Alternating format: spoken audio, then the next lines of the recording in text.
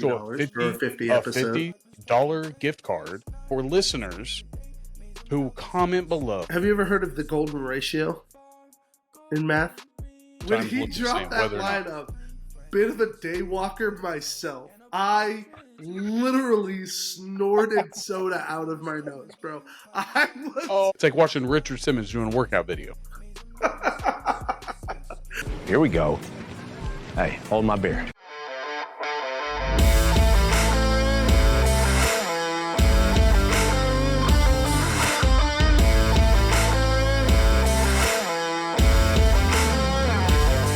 The Chubby Buddies podcast is sponsored by Rage Beef Jerky, and it's Christmas time, so why not get beef jerky for either I guess men or women can eat this, but you're not going to be dissatisfied, you're not going to be out of money because you're in luck. If you're not in any of the 5 states or 400 plus locations, we have a discount code for you that is CHUBBY, code Chubby, for 15% off your order.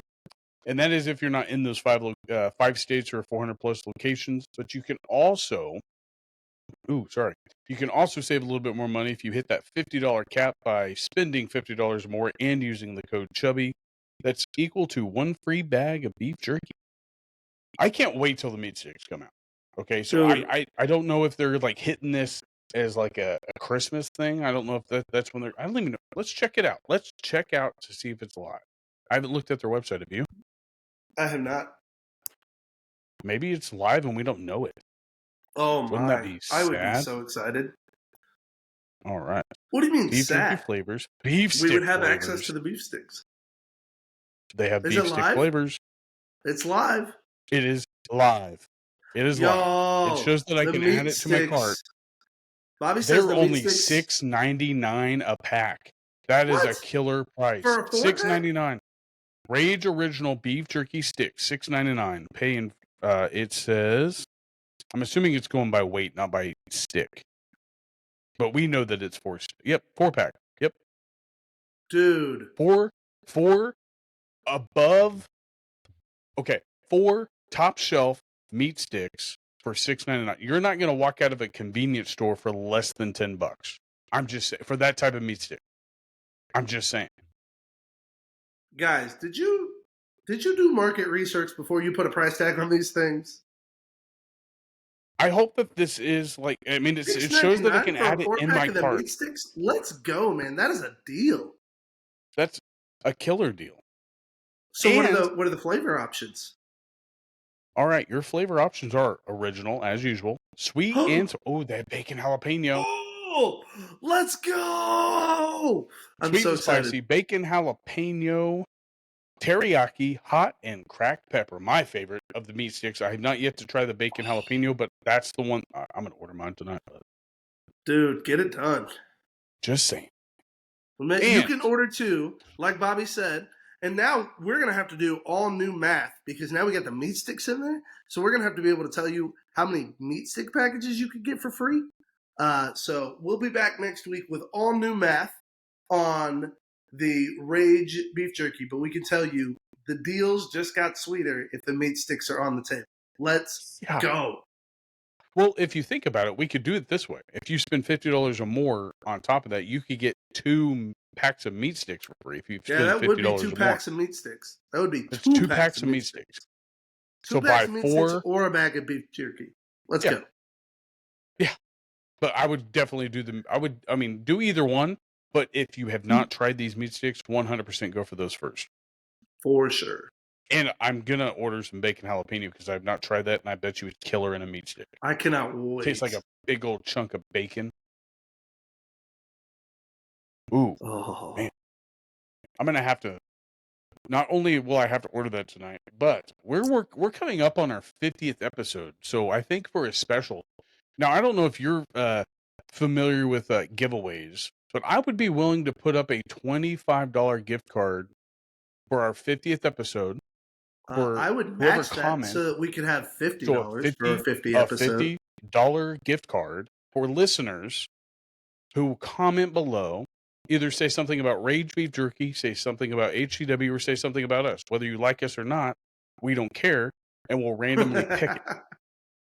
How does that sound? Any sort of interaction with our video, any sort of interaction. Yeah. I like it. I like it. So go to YouTube, right? That's where we're Go to gonna YouTube. hold this. Go to YouTube Yeah. and Make sure you're a interact with. follower. Yep. Make sure you're a follower and make sure you interact with this week's video, and we will give that $50 prize to On the 51st Rage episode. Jerky on the 51st episode. We can announce it live during the Rage promo ad. How's that? Well, hang on. You said when's the?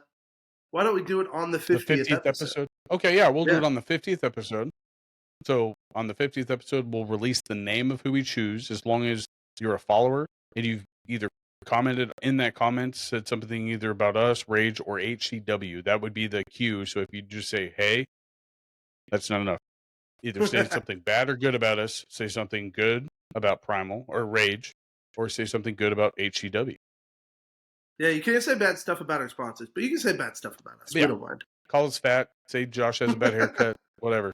Hey, that's hurtful. I have feelings. But hey, follow Rage Beef Jerky on Facebook, Instagram, and visit them at www.ragebeefjerky.com and get those meat sticks. Meat sticks, let's go. I'm going to highlight Mr. Bo and Devin over there. I mean, this is not a part of the HCW ad. No, I don't know if you saw this. Highlight. I did. That's why I was going to say, go for it. Because this was cool. And let's see what it's a ways down because I shared too much stuff, I think. Okay, here we go. This is the Friends of McConnell Facebook page. Okay. That would be McConnell Air Force Base. Yeah, here in Wichita, Kansas. It's a local federal naval Air Force base. Organizes a cookie drop to provide items to each single airman living in the dorms. These gifts help provide a sense of home to many young men and women who may be spending their few holiday seasons away from home. Thanks to Rage Beef Jerky from Hutchinson for partnering with the Friends of McConnell to provide beef snacks to all 233 airmen living in the dorms. Let's go. That's awesome. And, I mean, did you read the post that I put? I didn't know if you did, but I mean, I just said it was a privilege working with Rage. I pretty much just said that, like, I think the meat sticks are the I guess positive thing of having a good interaction with Bo and Devin. That's just a plus. Is just the meat sticks and the beef jerky. Just knowing them is just awesome. Yeah, absolutely. I would absolutely agree. Like, high quality beef jerky, that's a big win with Rage. But truly, the guys as owners really set a precedent of just what it means to care about your community and what it means to care about your people. You know, they don't take lightly the fact that their business doesn't succeed without their customers, and they go out of their way to make sure that the people around them know how loved and appreciated they are, because they like, and I think anyone that's successful in business understands this. Like, you don't survive without your community. And the ultimate purpose of your business is to bless and grow the community. So it's a trade-off, you know. You work your butt off and the community responds by supporting you, but you also have to respond by supporting the community. And they do such a great job of that. So shout out, Bo, Devin, you guys are phenomenal. Rage Beef Jerky, not just coming in with great jerky, but coming in with great leaders. So we appreciate being you guys. a good human, like just being a good human. Like, you don't see that a lot in business owners. Just from what I gather, I don't see that. I mean, not necessarily are they not good people, but they don't necessarily show it to their community. They're more worried or they're too busy. Like, whether how busy Bo is, he's going to take the time to reach out to his community. That's what I've noticed. I was going to say, I don't know that it's so much an issue with businesses not caring about the community. It's just, I think, you know, most businesses understand there's a struggle to it. It takes faith.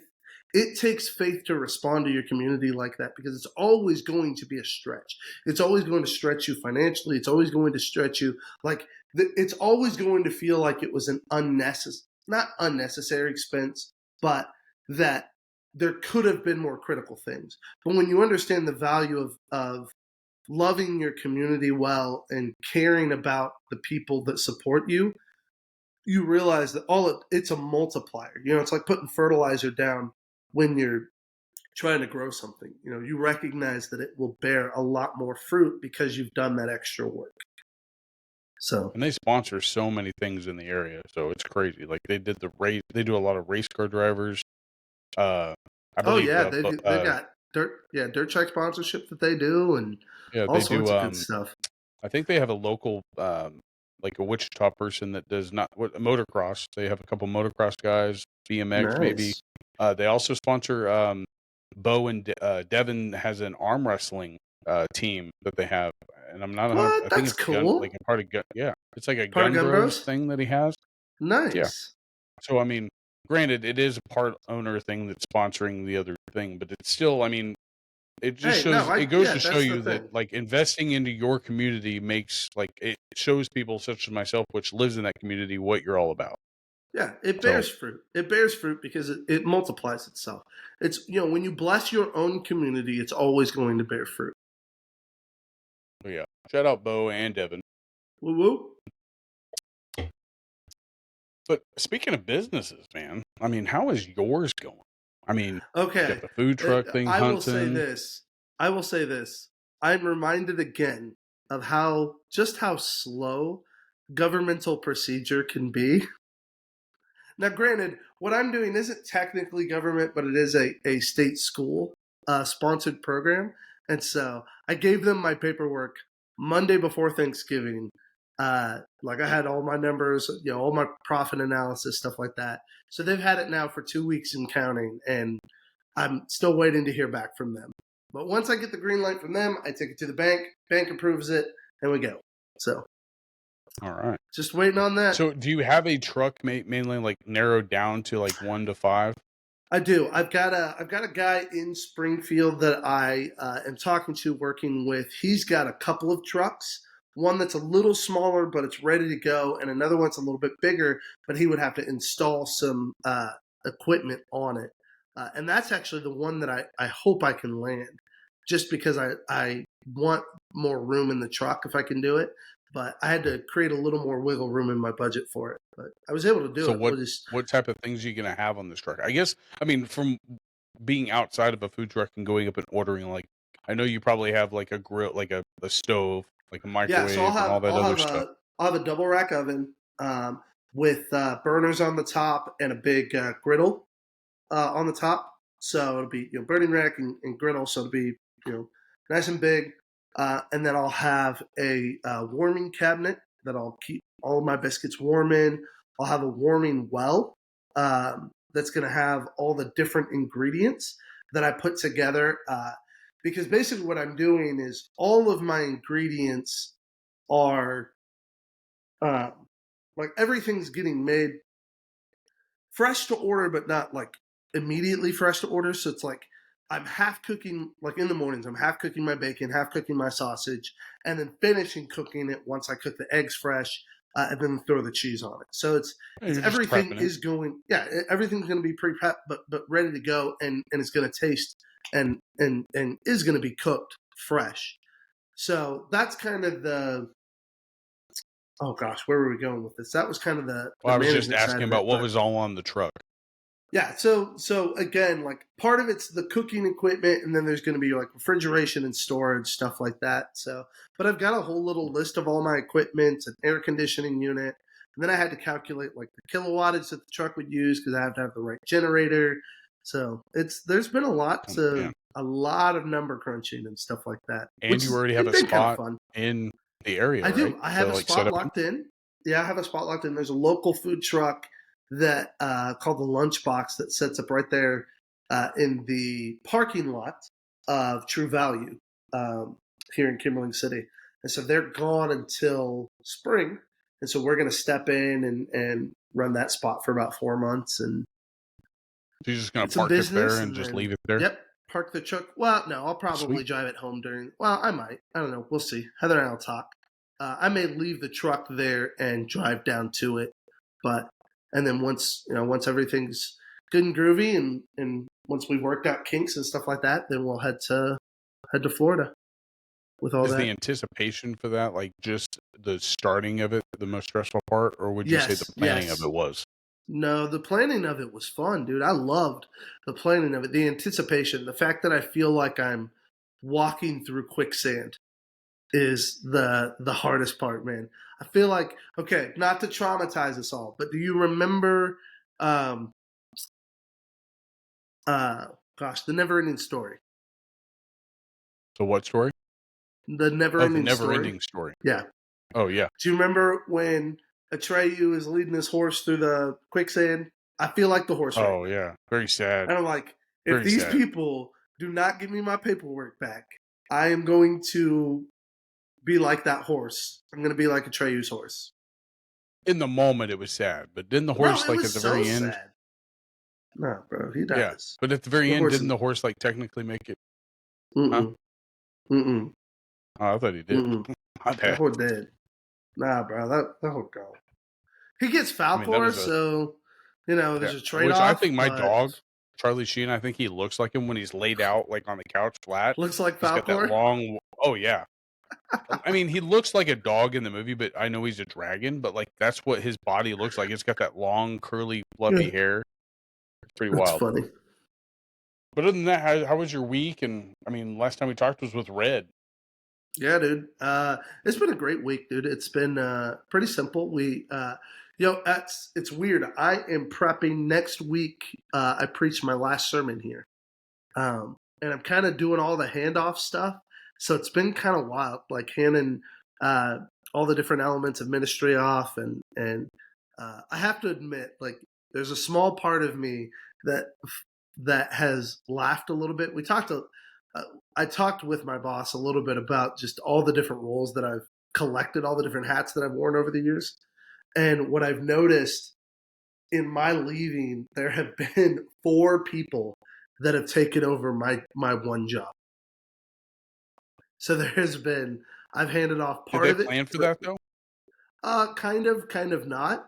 It's just kind of been the nature of what's been necessary. But everything that I've done here at this church, I have one guy who's taken over the tech element. I have another guy who's taken over the youth ministry, another guy who's taken over small groups, and then finally another guy who's taken over, hang on. So tech, small groups, youth ministry, and then administration. So I've got 4 different roles that I kind of served in that are now split between 4 different people. And now I don't know if we've ever talked about this, but wasn't it roughly about the same size as Crossroads? Roughly the same size, maybe a little bigger here at the end.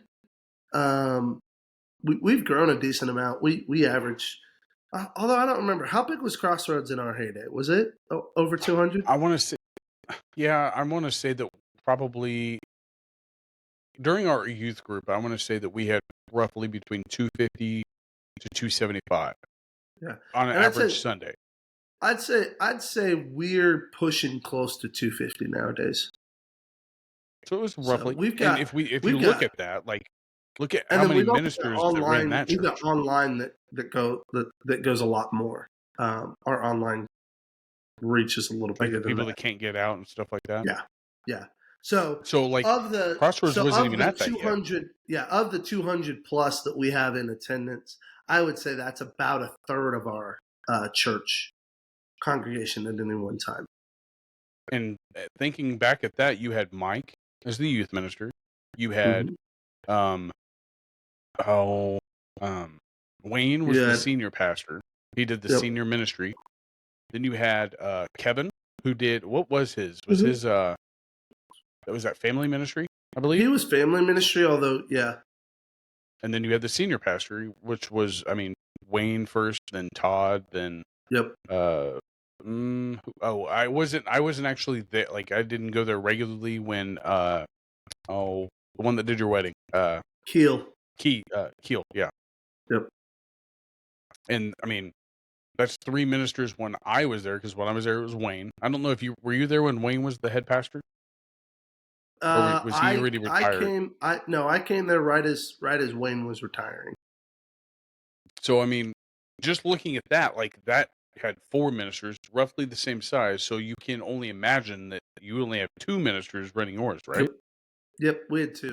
No, we had some other part-time people in other roles, but yeah, we'd trimmed down to just the 2 of us. And secretary Maxine. Yeah. And So we she didn't even have a get full time. credit. We didn't even have a full time secretary. We had a finance person on the weekend or on Tuesdays and Thursdays, but no real secretary. So So it's and wild, I don't man. think they get enough credit for what they do. Oh, not a chance. Not Well, a at least chance. Maxine, I don't know what find you a yours. find your church secretary, give her a hug, and tell her thank you for everything you do. They will appreciate it because they don't get Because nearly when enough we did a recognition. school, yeah, we did like a school class thing outside of like it was like our 5th hour, and we did one of the days was we had to help her, and I was like, oh my Lanta. Oh yeah, man, filling or Prepping making all all those the stupid sermon envelopes sheets. and prepping the sermon sheets. Yeah, She was on top of birthdays. She was on top of anniversaries. She was on top of graduation. She was on, oh my Lord. she knew what she was doing for sure. Does she still, was she, I mean, when I promoted at the prison, she sent me a clip of the newspaper that showed that I promoted from, Oh, like, you don't have to do that, but she was on top of it. She read the newspaper every day to see who was in the that's so news, to see sweet. who would, Yep. I was like, man, you killed it. Shout out Maxine. If Shout you out if you Maxine. listen to this. I hope not. Maxine, don't listen to this. I know You're she too had to precious to listen be to the Chuck listening to episode. this. Oh God, I hope not. I'm sure she did. I bet you she giggled. I bet you she giggled if she listened to that episode. Oh yeah. Oh man, that's funny. Oh, but I had quite the week. I mean, Yeah, tell us about your the week. show. Oh well, I mean, the biggest thing was the show last night. That was probably the biggest thing other than work. I took Friday off because I was congested and all that stuff. But other than that, it's mainly babysitting dogs. Like you have no idea. That's Like your life I'm sure nowadays. you have an idea. You're a pet parent. Not by choice. Not by choice. Oh, One that's dog, funny. like I don't have to watch her. We can leave her out when we're gone. The other one just constantly needs it to, because he was locked up a fair part of his day. He was locked up in a kennel. We don't kennel him except when we leave now. He sleeps with us. Oh my Lord. He is so attention hungry. It's not even fun. He's barking out there right now. Like I hear Jamie out there. No. Mine's over here passed and we out have a next Christmas to me. tree up. Yeah, at least he's passed out next to you, but he doesn't Oh, have to be like he's a good boy, dude. The only thing that would drive you nuts is he loves to play, and so he'll always constantly be going at your hand, wanting to wrestle with you. But other than that, Yeah, he is he such does a that good too, dog. but he's just getting into stuff. Like we have a Christmas tree out there. What's he do? He got into the candy canes Jimmy put on that tree. He's pulling ornaments off. And she wanted to put 3 Christmas trees up. She has 2 up.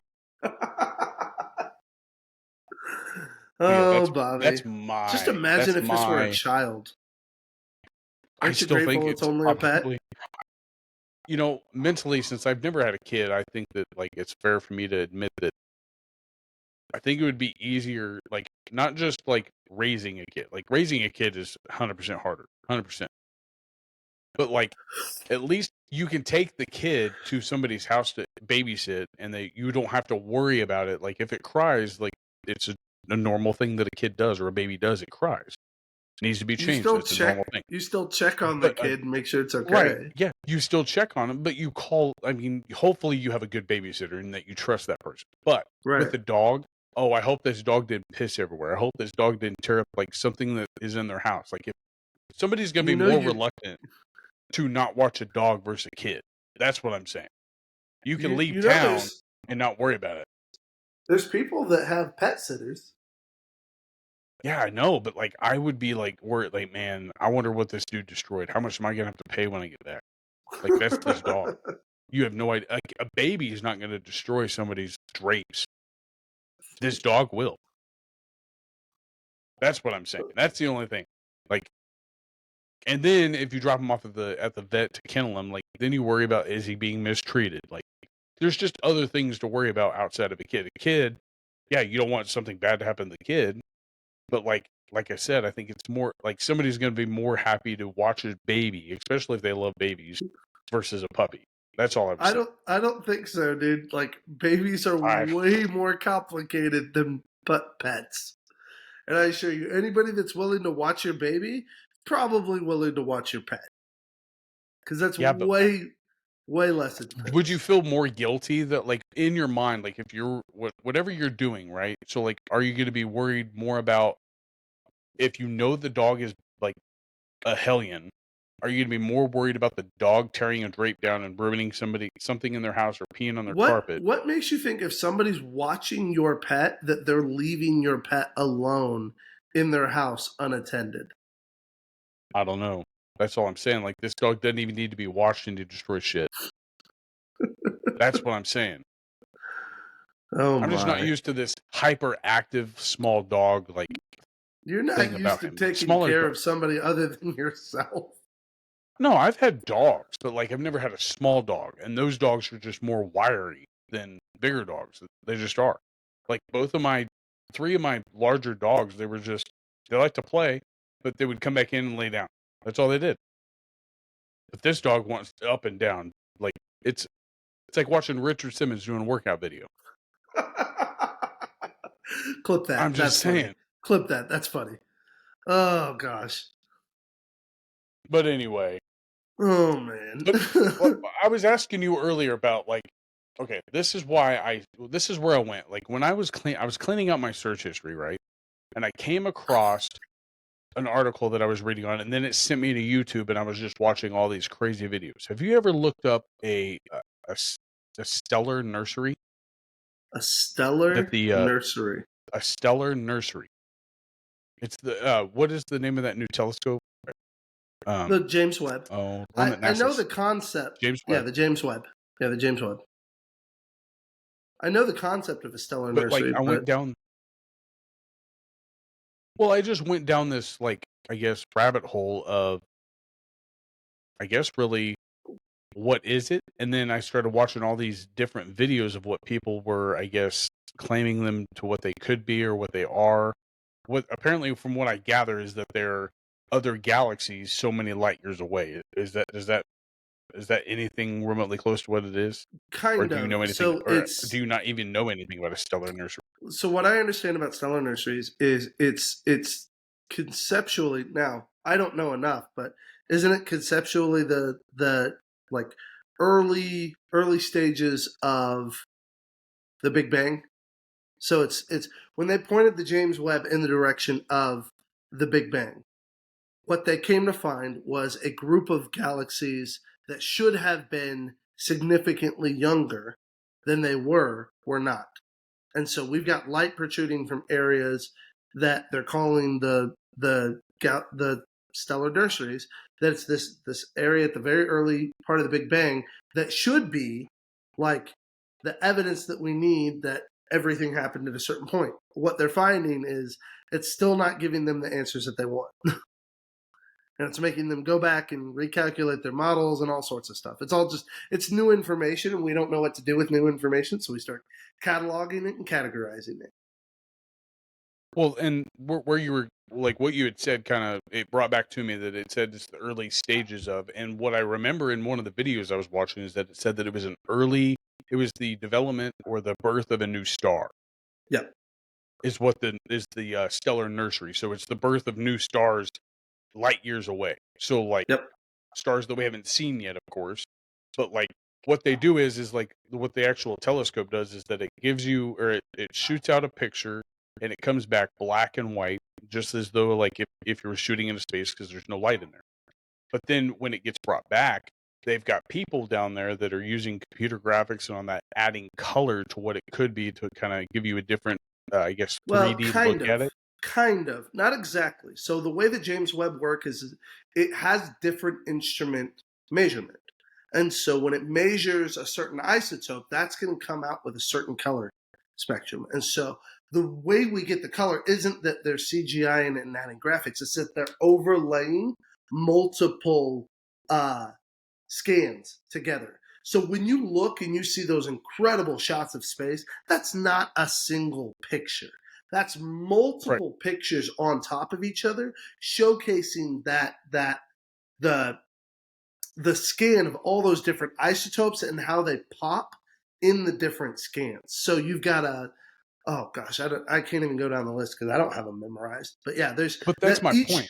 Yeah, James Webb has like a bunch of different ways that it scans Like when it takes a picture, it's doing so much more than just like that. It's scanning for layered all these scanning layered scanning for all these different chemicals, all these different isotopes, and then it's going back and correlating that data, and then the James Webb overlays it, and that's how we get those incredible pictures. It still looks like that, but if you were out there in space, like, you wouldn't see that pop of color like you see on a picture, because that pop of color is coming from the fact that they're putting, it's not a dye, but it's essentially you're highlighting that specific isotope, and that's why it pops up in the picture. And that's where I was going with it, is that when I was cleaning out my like search history or going through it, I was like, I know now that like we all make fun of you for being a nerd. I was like, I think I have more in common with you than we've ever thought, just because I've looked stuff like this up and I find it interesting. So I go down a deep dive about it and learn a little bit more about it. But that's you go also down the nerd where rabbit hole. Well, and I wouldn't even call it a nerd rabbit hole. Like yeah, it's nerdy if I guess like Star Wars to me is nerdy. That is nerdy. Space in general it's real. Math isn't just something that I'm just not interested in math, but space, like we always make fun of you for like enjoying to doing math and stuff like that, but we also gave you crap for space stuff. But in reality, as I've gotten older, I found that it is I mean, I don't know. I think looking into space, like, it almost like gives you something more to look forward to after. I mean, I don't know. I'm not afraid of death.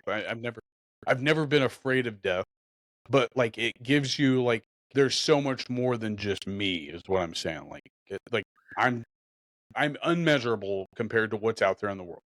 Space is a great perspective reminder.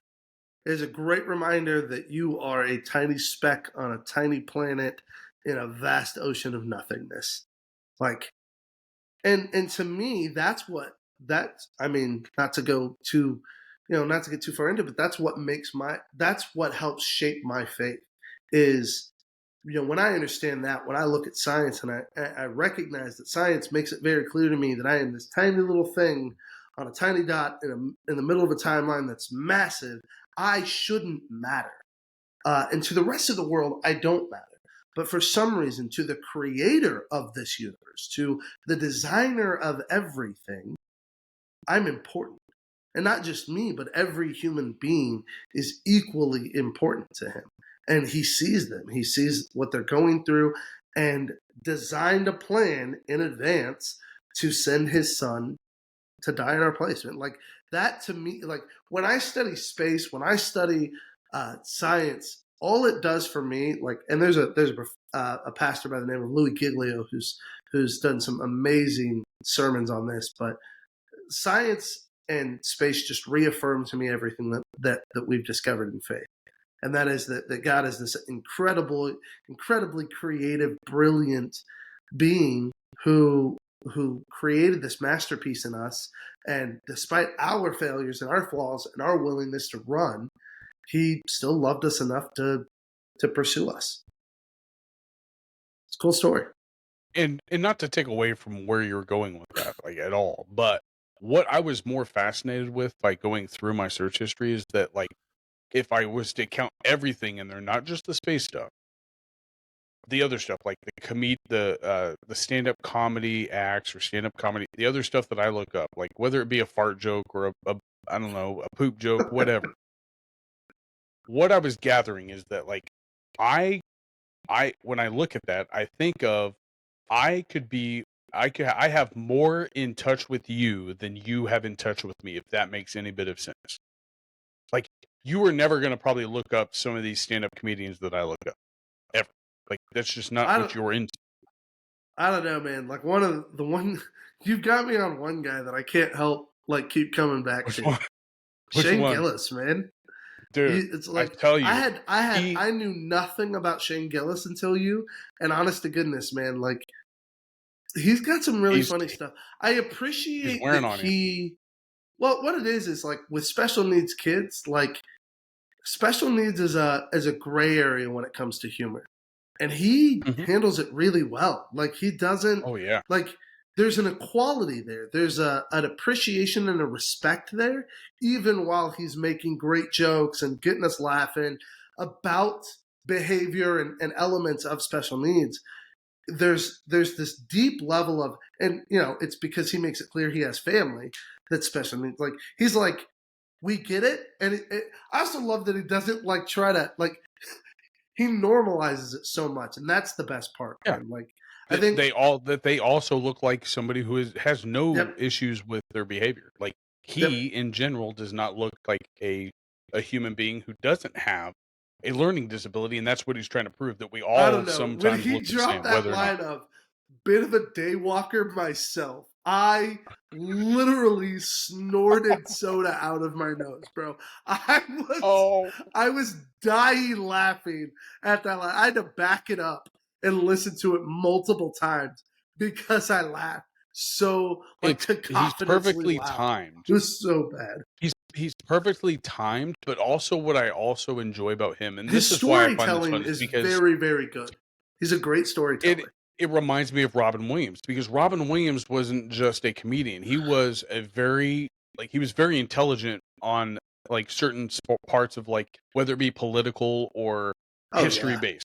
Shane Gillis loves history.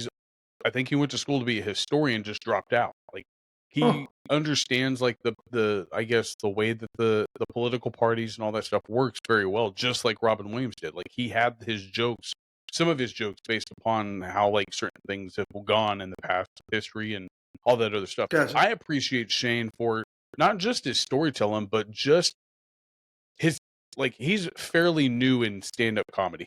I think he's only been in it 4 or 5 years from what I gather. He was fired from SNL like the day after he got the job, and all from what he said in the past. And he has nothing to do except for say, there's nothing I can do but, I mean, say sorry, but you can't take it back. And he's totally fine with like making himself vulnerable with the way that he talks about what he's done in life, like working with the Special Olympics. Hands down, some of the best stories that he's told is about the Special Olympics, and he's not throwing any type of shade towards those groups of people at all. No, but it's observational humor of when you do life with people like that, you're gonna laugh your butt off because they're funny too, man. Like, if you don't, it's okay to think enjoy special needs people aren't funny, then you don't spend enough time with them. Seriously, you're not a human. Like, you're not a human. Go spend 5 minutes with. Oh my goodness, go spend 5 minutes go find an organization, man. We've got, I'm thinking of chances here. I can still remember when Megan took me senior year. You remember when we had a class with that group of kids, and you and I were in 8th grade gym class together, and we had the special needs kids. Remember? I think so. Vaguely, yeah. It was me, you, Megan Trindle. There was only a handful of us that didn't have special needs, but we just got paired up with this. It was a great class. That was one of my favorite classes that I ever took. Was not just because that you and I learned a lot of patience in that time. We learned how to help people a lot. Like, learned how to communicate better, because I don't think I was a very good communicator back then. No, and what you find out is that they too have a sense of humor. Whether or not they have a sense of humor about the same stuff you do, they know that they are different than you and I.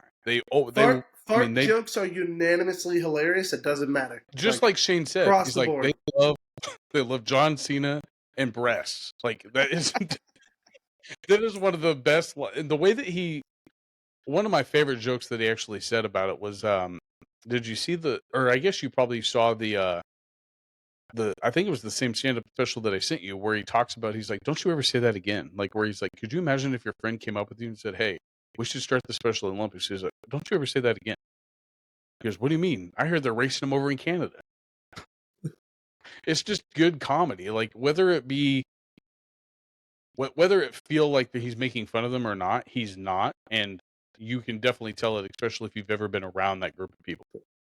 For sure. And I think there's some grace that you give when you recognize that somebody speaks on behalf and for the benefit of people that you love and care about. And that's, to me, that's what his comedy does. It speaks on behalf of special needs, not in mockery of them. And it allows for the humor. It allows for the human element of laughter. So Oh, that's yeah. good. Well, I'm glad you're actually enjoying some of the stuff. And I know that if you just hear one of his bits, then it might come off wrong. But like once you actually see some of his stuff like fully through, it's going to actually, I guess, wear on some people. And that's just the way that I always take it. Listen to everything they say on one thing. I'm curious now, Bobby. So now that you're getting into more nerdy things, what are we going to have our next big talk about? Our next big talk. Yeah, what nerdy thing are you into now that we can have a big discussion about? Okay. Now, you and I have both, like, we enjoy comedy, but I don't think that you look up some other comedians like I do, and that's why I was gathering that part. But I would go to their pages to see when they're going to be local or close by, right? Oh, yeah. I don't know if you've ever done that. So, like, whenever you see a comedian has a show in your area, you kind of see where they're going. My other one that I found myself doing unintentionally, as I saw Neil deGrasse Tyson was going on tour, and what did I do? I looked to see if he was close to me. That's awesome. I would love to go to like a Q&A with Neil deGrasse Tyson with you. That would be so fun. I want to go so bad. And he's not, unfortunately, he's not anywhere near me. That's what I want to know. What would you ask him? It's not that I would rather ask. I don't really necessarily think that I have a good knowledge of everything to begin with, but I would rather hear what he has to say. He is, whether or not anybody likes the way that he approaches things, I enjoy him because he breaks it down for somebody who doesn't understand it. And that's kind of, I think, why he, I guess, intrigues me more, because I didn't understand it. Like, he's the ideal person you want to be. Like, I would love to go to a college course. I would pay to go to that college course just to sit there and listen to him talk about it. Whether or not I was interested in it, he's going to make me interested. It's kind of like teaching somebody math. Like how you do it, you would do it by what they're interested in, like football. I'm gonna show you or pie. Sport. I'm gonna give you food. Right. I'm gonna give you snacks, and we're gonna count those snacks up. I'm gonna give you a pie, and then I'm gonna take a couple of pieces for myself. And we're gonna learn about fractions. And he does that for me with space. Like, he breaks it down to what I would understand it to be. Whether or not I have a question for him or not, I don't really know of anything that I want answered, because I know whatever somebody else asks him, I'm gonna find that so interesting. And I guess that's I think what you're telling me is, in the same way that Jordy was that for you for reading Rainbow, now Neil deGrasse Tyson is that for you for space. Jordy was never that for me. I never found him intriguing. Not like that. Like, he was fun to watch. So offended. When did you ever see me read a book? When did you ever see me read a book? I read more books. Can you read? I read more books now than I probably, in the 4 years of high school, I probably read more in the last year as an adult. What books have you read? I just finished. Don't talk about the Garfield comics. Those don't count. No, I never was a comic guy.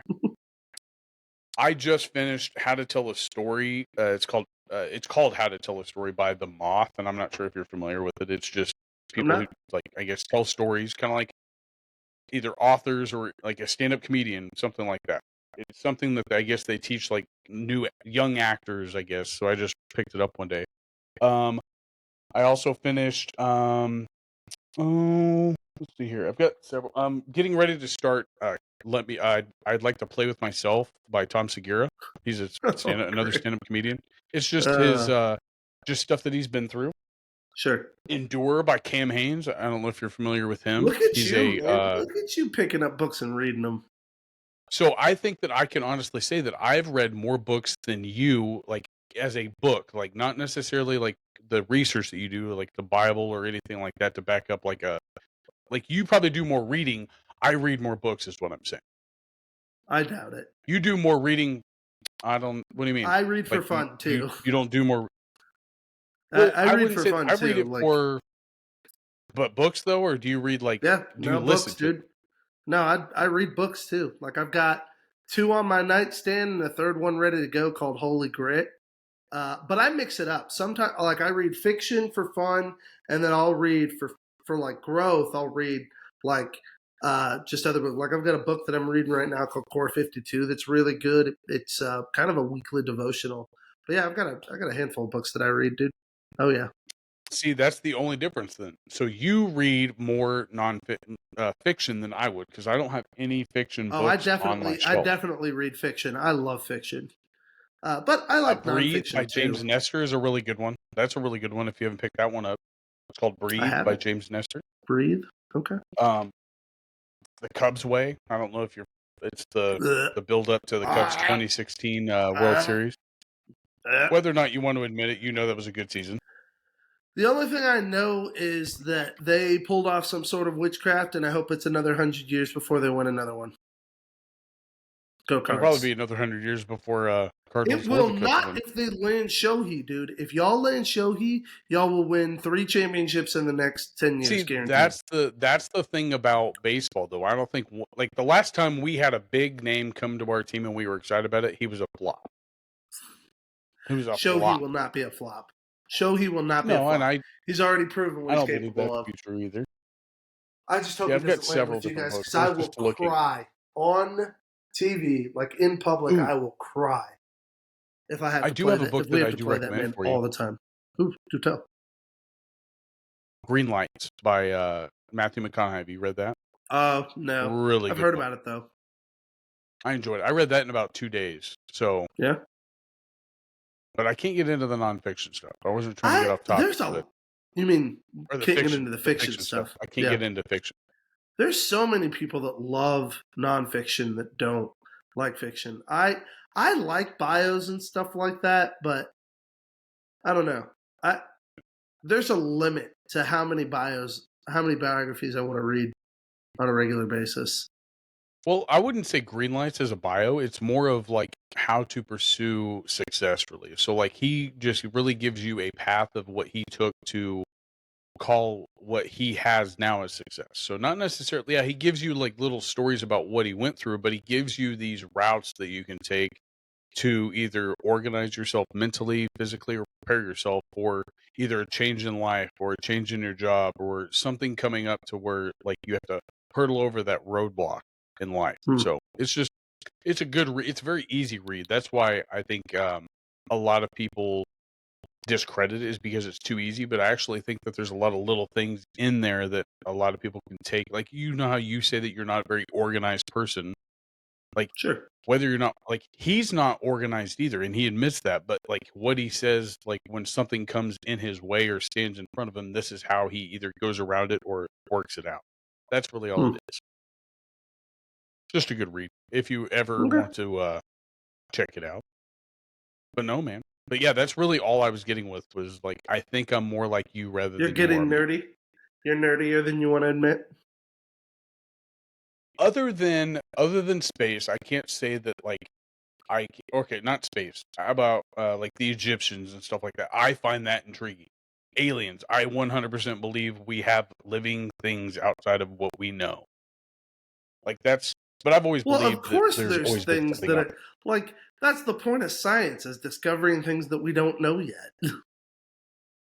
And like, there's also things that like I either don't necessarily feel that involves me much. So like, math, for one thing, for me, like the thing that I didn't like about math is that there's numerous ways to do it, but like I think the showing your work thing is what really blocked me out, because I couldn't explain why I did what I did. Like, it's hard. And you better believe that was my biggest challenge in high school, was when we started doing proofs. Proofs across the board were the stupidest thing in the world. I hated them. I hated all math. I mean, the worst. Proof math is the worst. But yeah, it like, you know how you got there. You don't want to have to explain your process because it's too complicated.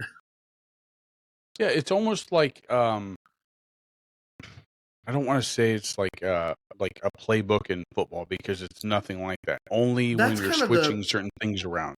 That's kind of the lesson to learn in it, though, is that it forces you to slow down and methodically lay out exactly how it's done. And I don't think that when I was younger, I was, I guess, patient enough to slow down. I always just wanted to get it done. And I think that's I always wanted to get it done, but I enjoyed the puzzle aspect, the problem solving aspect of it. And so when I learned the more challenging elements of math, because I was doing multiplication and division in like first grade. And so as I was learning those more challenging elements, like I always felt like there was it was a new layer to the puzzle to solve. And then you start adding letters in, and that gets even more tricky, and angles and shapes, and it was fun, man. Then you get into statistics, and then it gets really wild. You start seeing how numbers curve, and oh man, it's the way numbers are influenced are it's kind of intriguing. It really is. So, and that's I really won't go where I too was far wanting into it, to. but yeah, that's No, but that's what I wanted to point out is that I feel like I'm more like you rather than you are me. So like there's things that I find interesting that I don't believe that you would ever be interested in. But there's some things that you find interesting that I for sure, other than sports, like you and I have always been into sports. We've always yeah. been into stand-up comedy. We've always been into, I guess, maybe trivia. But like I get into like learning about like elk hunting. Even though I'm not an elk hunter, I like learning about it. I don't know if you do, but I like also food. That's another thing that you and I have a lot in common about. We love food, like the cook, like recipes and stuff like that. But that's where I was really going with this. Have you ever heard of the golden ratio in math? The golden ratio. Yep. Can't say that I was there that day. So the golden ratio, it's a specific, okay, here's how it works. In math, it's when two quantities are same as the ratio as their sum, two quantities are in the golden ratio if the ratio is the same as the ratio of their sum to the larger of the two quantities. So the way that works is, and you see it in designs of flowers and things like that. It is visually, it looks like this curve right here. See what I'm talking about? That little spiral inside there? And that is scientifically our understanding of beauty and symmetry and ratios. All of it has to do with the natural phenomenon of the golden ratio in nature. And so it's learning that most of the math that we do isn't like man created. It's just analyzing the world around us and realizing that math is the language that God wrote everything in. So that's how it all fits. It's cool, man. Golden ratio is a really cool thing to look into. Well, I was the guy that said that I would never use that. And then I had to put my foot in my mouth many years later when I had to get a soccer field set up. So I will never say that again. But I've also been watching a lot of the Young Sheldon series on Netflix because it came out on Netflix. And I absolutely love it. It was one of the best spin-off shows that you could probably make for an old series of The Big Bang Theory. Okay. Granted, I'm not a nerd, but the like stuff like that is something that I could watch to like, I guess, maybe cue something in my brain to want to look up later down the road. Now, will I ever want to be a physicist? No, I will not. But some of the stuff in there makes me interested where I look it up, like string theory. Like I never knew anything about it until The Big Bang Theory, so I've looked it up several times on YouTube to where Neil deGrasse Tyson again, he's breaking down certain things to where I understand it. And I've enjoyed it more rather than what I would have in school. So good. Thank you, good. Neil. Look at that, man. We can all become nerds someday. Y'all, Wreck the Halls was a crazy matchup. It was a festive spectacle, okay? The card put together by my niece, Billy's youngest daughter, Kendra. So they worked together on it. She was actually given a school assignment to run a wrestling show alongside her dad, and she was really kind of the brains behind the card. She put together most of the card, highlighted 8 matches with incredible talent. There was not 1, not 2, but 3 title defenses, y'all, at Wreck the Halls. It was insane. I didn't get to be there. Bobby did. And there were some amazing things. I'm just going to recap it for you. Bobby, we're going to come to you with a couple of thoughts from it as we get down that list. But starting out, that VIP match, that match that happens right at the very beginning, you got to have VIP access to get that. Club Core defeated Ricky Wingrave and Kargar. You know that was a good matchup, but it looks like Club Core pulled it off. Right out of the gate, there was a fatal four-way at the beginning, but it was called a no contest. So there was not a clear winner. Bobby, tell us kind of what happened there. Well, that match was actually undecided until the last second. So they had an unknown person be plugged into that match. And the people that were in it was Chance Kerrigan. We know him. Tobias Storm, Jose, and then the one that was filled in was... I can't remember his name, and he's just new to the group, and that's why I didn't actually have him on the card, my initial card. But he filled in. 75% into the match, Mr. Handgun Dan shows up. Whoa. We all know the beef between Handgun Dan and Chance Kerrigan. I don't know if you remember what was going on at the end of Leavenworth at the last show. He shows up in a ski mask, comes out with a chair, beats Chance Kerrigan with it, and then at the end, after the bell was rung, after it was declared a no contest, he cuts the hair off of Chance Kerrigan. Whoa. Cut the hair off of Chance Kerrigan. He cut Chance Kerrigan's hair? Grabbed it like it was a ponytail and cut it off with some dull-ass scissors, bro. Whoa, that's wild. Man, heat alive. Heat alive, dude. There's going to be some consequences for that. You better believe Chance is not going to take that lightly. He will respond to Handgun Dan. I'm guessing with a left hook and then a right one. So it sounds like we should be maybe expecting a match tables coming soon. Make sure you're tuned in because there are upcoming events January 6th in Leavenworth and January 20th in Wichita. I'm guessing at one of those we might get to hear how things are going to go between Handgun Dan and Chance Kerrigan because man alive, that's in my personal opinion, I think that story is way more interesting than the fall of the empire that's been going on. So I'm really into this whole Chance Kerrigan and Handgun Dan thing because it's like a beef that doesn't seem to ever want to get settled. Ooh. 3 times this has happened. So I love a good rivalry. You know, and it's clear that that's going down there. Next match, it's a cut a man's hair, man. Oh yeah, dude, that's bold. That is a it's statement. like you cutting your hair, public, bro. Why you gotta do me like that? That is a public statement, though, man. You are declaring that this dude is trash if you cut his hair in public. Shameful. All right, so next matches that went down: Logan Knight defeated Calvin Aldridge. You got to see a tag team match. ACFC defeated the Para Rockstars. This was a pretty exciting one. Last week we had the foreman Red James on with us. I was about to say the Red Man 4 James. I don't know. But foreman Red James was on here. Yeah. And Red James, man, he was a hoot. He was a lot of fun to listen to. He had a few complaints about Billy and some trash talk about the refs. He was dead set that he was going to take down Johnny Faith. It looks like, unfortunately, that didn't happen. Now, he's already gone live on Facebook. Well, not live, but he's already posted on social media to declare how he was cheated. I think something to do with a turnbuckle or some nonsense like that. I'm not really maybe it's nonsense, sure, maybe it's not nonsense. We'll see. But he did not win. So Johnny Faith is still the Independence title champion. But make sure to follow him on social media because he is making a case that Yellow Simmons is holding him down, got him under that thumb, you know. So next one, there's a ladies tag match that went down really well.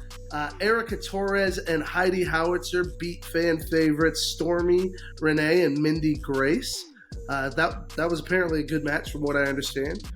You also had Drake Gallows defeating Axel Savage. Then the last we talked about the title matches. So there was one defended earlier with Johnny Faith defending his Independence title match, and then the last two matches were also title matches. The first being the tag team titles, the tag team championships. The Rebel Hearts retained the KWA tag team champions, defeating Illustrious Gold, and then of course, at the tail end, you had Himbo Slice, that is the great Remington Roar, is still your HCW champion, and he defeated Franco Varga. So you've got Varga. I didn't know if you knew this, but he's actually headed to China to wrestle. So I did not know that. So Franco Varga, way to go, man! The international what? Superstar. Oh. Unfortunately, not last night though. That's the wrap. That's the card. That's how things went down. If you want more details, make sure to follow along on their socials. You cannot miss any of the stories. It's a hoot. But man, it's a lot of fun. Like we said, July. Gosh, July. Oh, wow. January.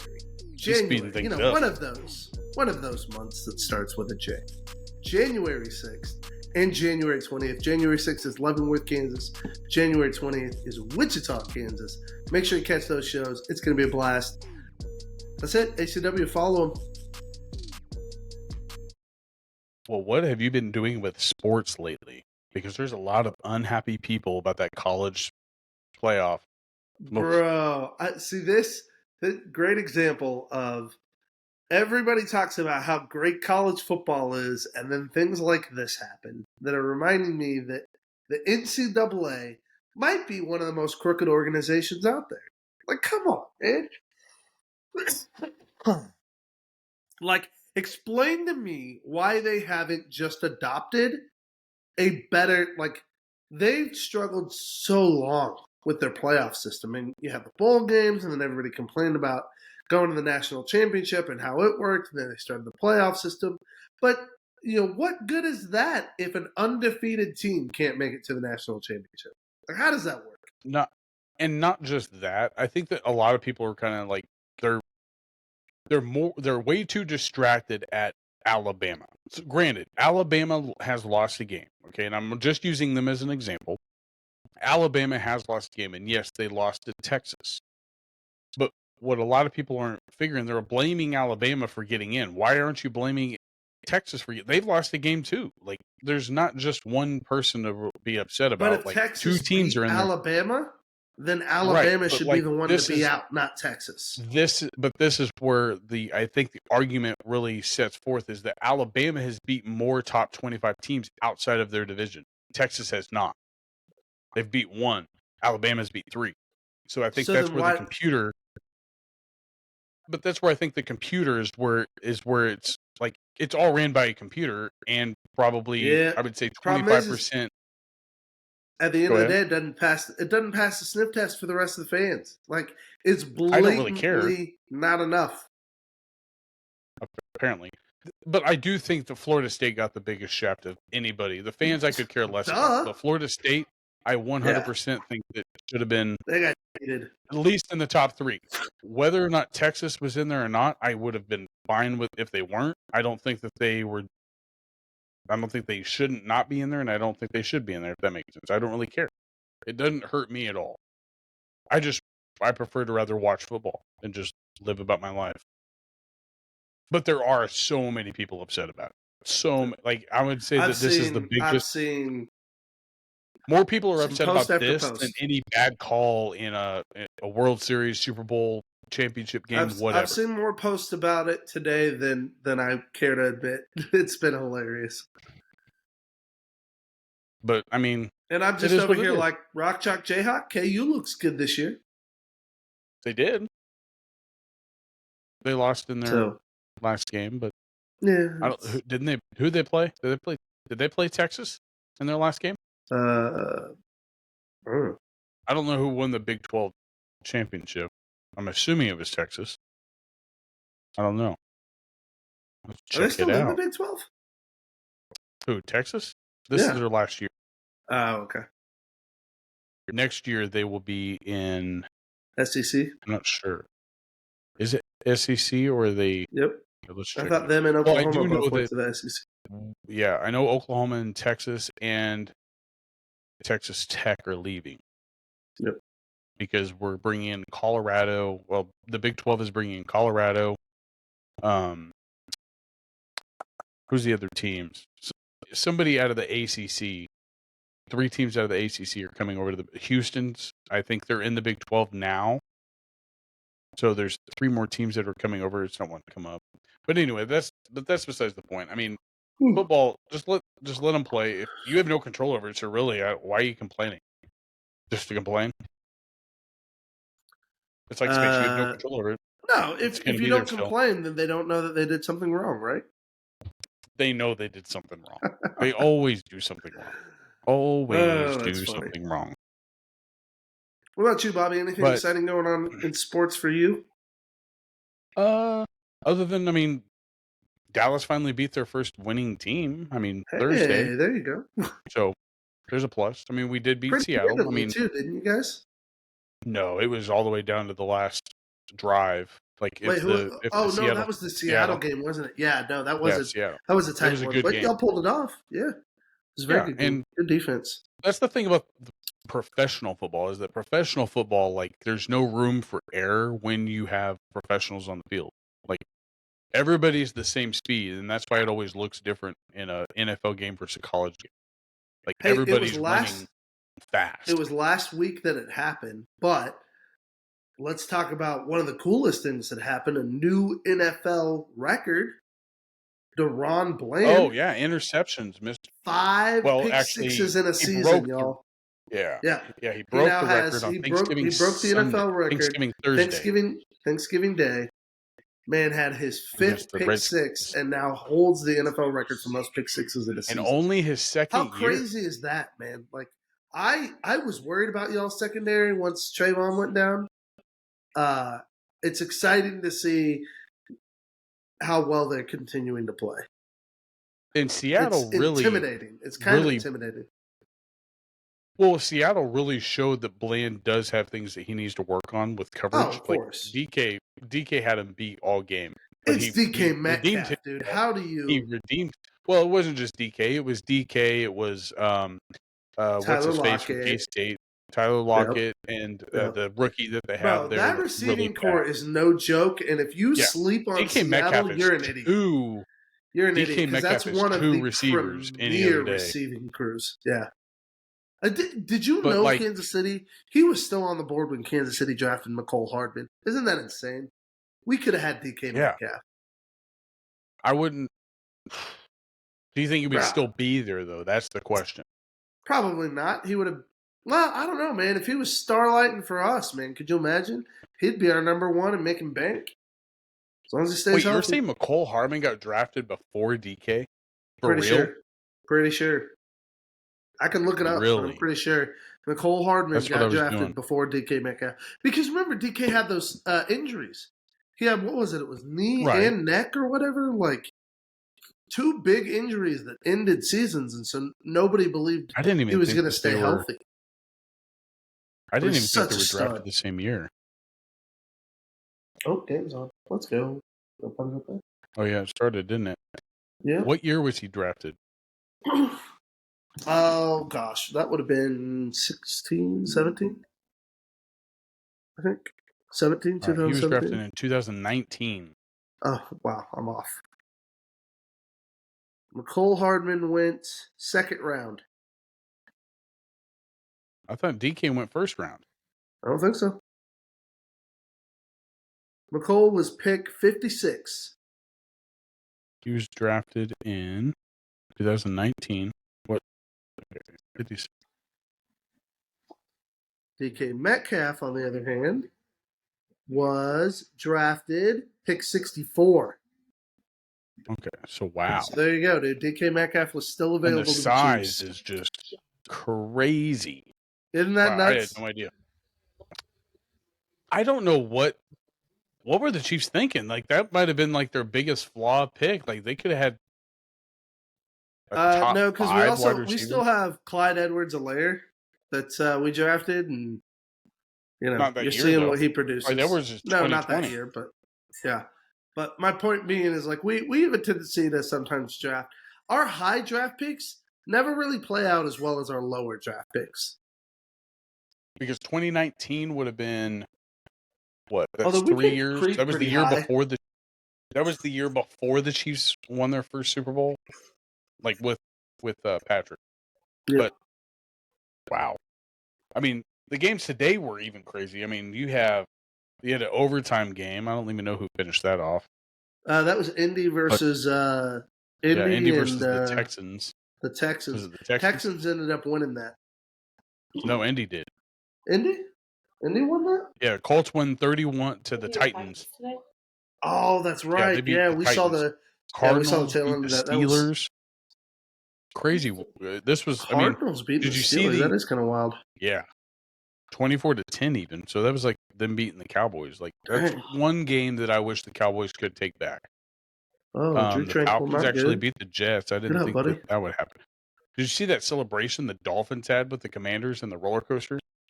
No. They set up a roller coaster right in the end zone. One of the guys was closing the when they lowered the things over people in a roller coaster. One guy was doing that, going down the line, putting the thing over the people's chest or acting like it, and then they were doing this, like a line of 6 of them.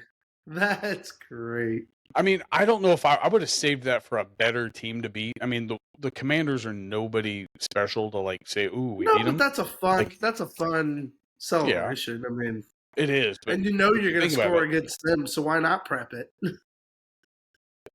I mean, it's a long setup for sure, but so you got to go against the team you're going to score against, so you can practice.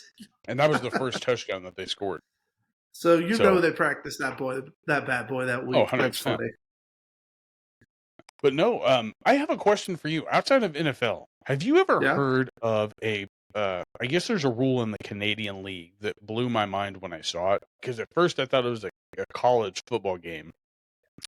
But there's a rule in the Canadian Football League called the onside punt. I saw that. That's such a weird little thing.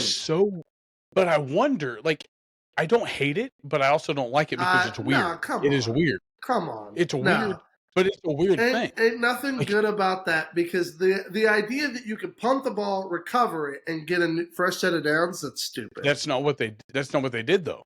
On the onside punt, they set up like a punt.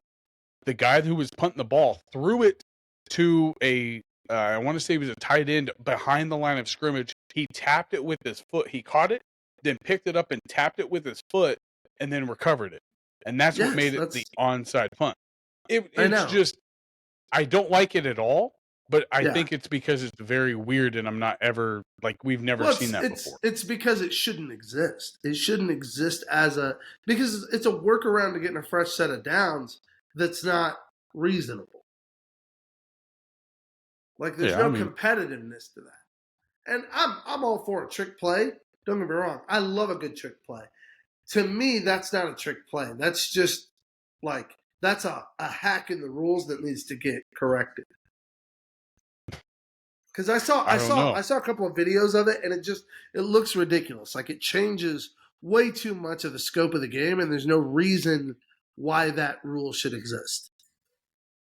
Right. Now, like, I mean, there are flaws in the NFL and college today. Like, if they get rid of the kickoff, I think the kickoff is almost starting to get washed out, unfortunately. But you need it to keep it fair at the end of the game if the team's down, so they can onside kick. Like, you need it. If they get rid of kicking, they're gonna like mess with the game of football. It's 3 parts, and it needs to stay 3 parts: offense, defense, and special teams. But like outside of the very end of the game, when is the kickoff even utilized anymore? Nobody's running it back. Like, how many touchdowns have been ran back? I mean, some kickoffs are still getting ran back, stuff like that. Punts are still ran back. How many touchdowns have been ran back, you think? Not as many as they used to be. I bet you it's the lowest we've ever seen. Or, oh gosh, who was the one for the Bears that was so good? Come on, but we do. Oh, Devin Hester. Devin Hester. The legend. But we do. Devin we have Hester. Turpin for the Cowboys, who's one of the fastest return guys in the backfield. Yeah, but they're not being utilized. The way they return the ball isn't like it used to be, man. And that's the point. Like, those high impact plays, they're trying to reduce them for good reason.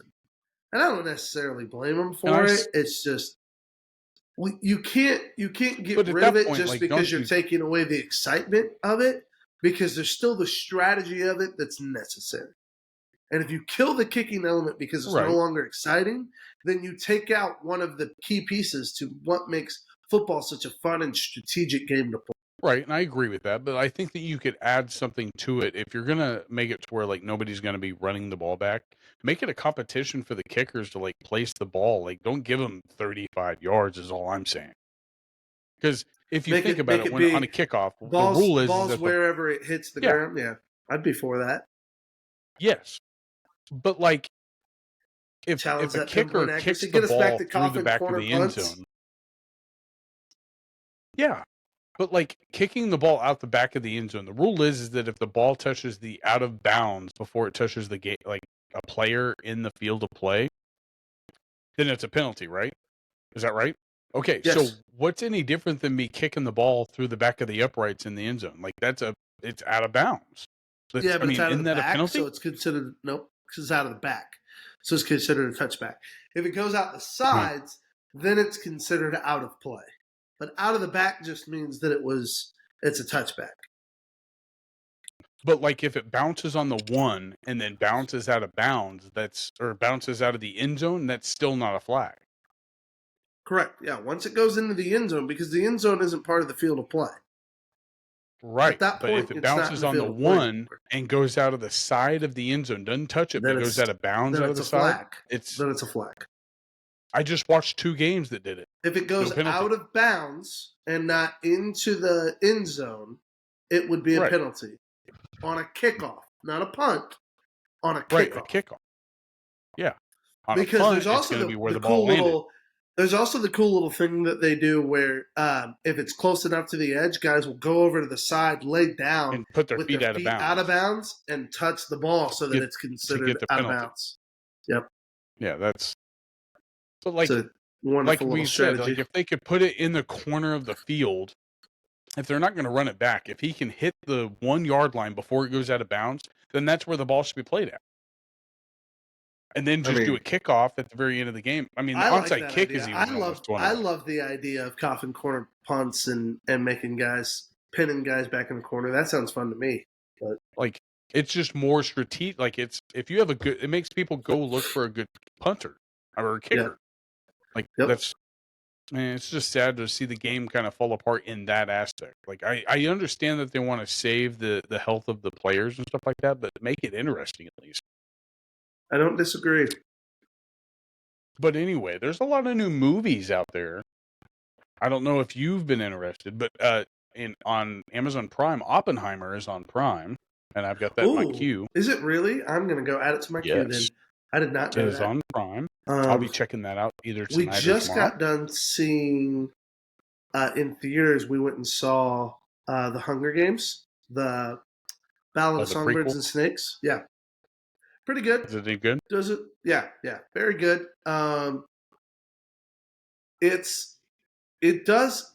fits. The title does a really good job of showcasing what the film is going to be about. Songbirds and Snakes captures it really, really well. So the chick that plays in the actual movies now, like her character's not even in the prequels, right? No. This prequel is set several years into the past. It's 10 years after the big fight. So when we get to the Hunger Games with Katniss, we're at Hunger Games 74 and 75. This takes place at Hunger Games 10. So it's 60 years back. So it's Snow, it's President Snow, but he's a teenager, and you're getting to kind of see how he becomes the villain that he is. And the whole point of it being snakes and songbirds is really to help kind of... What are you doing, Charlie? Sorry, my dog's like stuck under my blanket. But so it showcases kind of like his run-in with rebelliousness and goodness and things like that, and ultimately how he turns and becomes a coward. It's good. It's really good. Now that, like, speaking about like fiction books and stuff like that, I think maybe fiction for me, I would rather watch it on a movie, because the Hunger Games for me, I really enjoyed. Like, that was one of Hunger Games were great. it's been some of my favorite movies that were first They were books. such a creative read, though, too, man. Like, I will say this: Suzanne Collins has a very unique ability to write a main character that you hate. And that's the I only don't know thing I how know she that does she's it, written. but I can tell you this much: The Hunger Games was the first story I had ever read where I disliked, like actually disliked the main character, and still loved the story. So you dislike Katniss? Yeah. Katniss, especially in the books, is not a good person. Is not a good person and should not receive your support. Yeah, no, she's judgmental, she's critical, she's mean, she's calloused. Like, she has a lot of things, and she does not have a ton of redeeming qualities. She really doesn't. My favorite character in the movie is Woody Harrelson. Oh, that's my favorite character. And I don't he know, actually like, really portrays his character pretty well. Like, Haymitch is a drunk and is absolutely kind of a troublemaker at first, but ultimately ends up being a great mentor. Did they pick a good person for the role? Yes. Oh yeah, Woody Harrelson nails it. I thought Cinna, is that Lenny Kravitz? Yeah, Lenny Kravitz's character, he did so phenomenally well with that character and portrays Cinna from the books the way that you expect Cinna to be. He is this larger than life designer character who is like, he's got his position, but he still uses it to help Katniss. And it cost him. He ends up dying because of it. But like, I was going to ask you that. Did he actually end up dying? Because, I mean, they don't really say much outside he's of killed. In fact, that scene. That is how that scene plays out in the books too. Like, they wait until the very last second before so the tube comes down over top of her. She can't do anything. And the guards break in and beat Cinna to death, and they haul him away, and he's dead. They have him killed. He dies off screen in the books too, if that makes sense. Like, you don't actually they just don't ever go fall back to it. Yeah, they show the elevator going up, and that's how they do it in the story too. She gets lifted up and never actually sees, but gets the report that he was killed later. And that's the unfortunate thing. Is a lot of people end up that way, but yeah, it's a good story. They tap into. They even give some visuals. If you've ever wanted visuals of how the districts are laid out, they finally give us some visuals, because if you don't know, Hunger Games is based on America. So it's like super future America. And so the districts are states and stuff like that. So when they travel by train, it's because they're headed to an area. So that's apparently like a West Virginia area is District 12. Is the mining. But is it 12 districts in total? Yeah, still 12. Wow. Yeah. If you read the books, I just didn't know how many. 13. Oh, okay. Well, because didn't read the books. You know that for the movies though too. Oh yeah, because the 13th one got disbanded. Okay, that's right. They're the ones that got taken out. And that's what turns into where she ends up settling with a family and everything at the end. Yep. Okay.